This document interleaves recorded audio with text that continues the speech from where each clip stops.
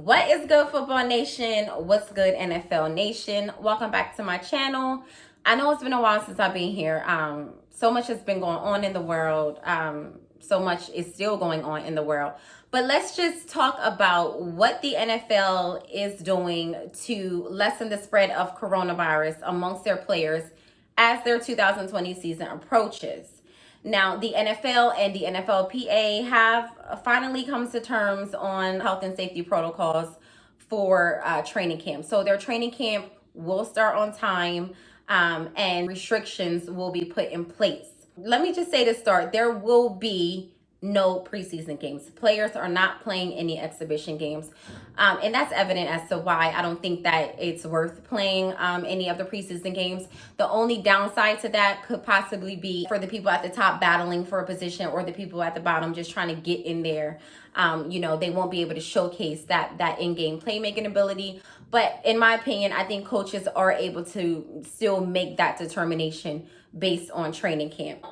Training camp, okay, so let's talk about training camp. The restrictions put in place with training camp, it's going to be about a 5-week period. They're going to kind of slowly dig into it. So week 1 is just basically going to be a bunch of COVID tests. So they're going to test all players for COVID. They're going to have virtual meetings and physicals. And that's all we have in week 1. Week 2, we're going to approach an acclimatization period, meaning players are going to get acclimated. They're going to start coming into the facilities. They're going to start doing strength and conditioning training. And these strength and conditioning sessions can only be held with 15 players maximum, and not any more than that. Week 3 is what's called a gradual ramp up. So they're going to start implementing equipment such as helmets, shells, spiders, and protective wear that's permitted by the NFL. There will be no contact still during this period. Only walkthroughs are allowed, and about 3.5 hours of on-field activity each day. Week 4, we're going to get into what's called the contact integration period, and that's when players can make contact. Those padded practices are going to begin. Now, during the contact integration period, clubs cannot have any more than 14 padded practices max.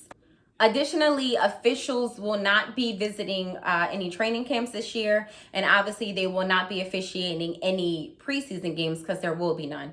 So that poses the question, will the officials be a little rusty by the time the season comes around? Will they not call enough penalties? Will they call too many penalties? Will there be too many flags on the field? Will there be too little? So that's just a question still to be answered, and we'll see how that goes as we enter into the season. But that's not it. Now, there are stipulations. There's restrictions put in place while players are off the field as well, not inside the training camp facilities. Now, players cannot attend any indoor nightclubs or lounges. They can't go into any bars unless they're grabbing food and going. They can't attend any concerts, any indoor concerts, or any indoor professional sporting events or indoor church services, if that venue allows more than 25% of their max capacity.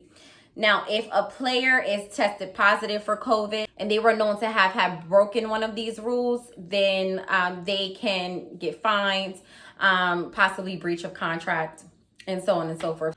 But that makes you wonder, what kind of stipulations are they putting on the front office, the coaches, the officiating? Is this just for players? Tom Brady is telling the players, and he quoted, "Let's stay unified and let's demand answers." So players are still searching for answers. Now, players can say, forget this. I don't want to play. That's it. I don't want to play this season. There is just too much. Players who are considered high risk can opt out and still get $350,000 on the season. Players who are not high risk can still opt out, but they will only be getting $150,000 on the season. Now, if the NFL just decides after all of this, we just don't want to play a season, we just want to cancel the 2020 season altogether, all players will be giving $300,000 on the season. So let me know what y'all think about this, y'all. Do you agree with the NFL? Do you think it's going to work? Let me know. Drop a comment down below. I'm going to be dropping more videos. This season is here. It's getting hot. So stay tuned. Don't forget to like and subscribe and share this video. Let's get the conversation going. Thanks again, y'all. Peace.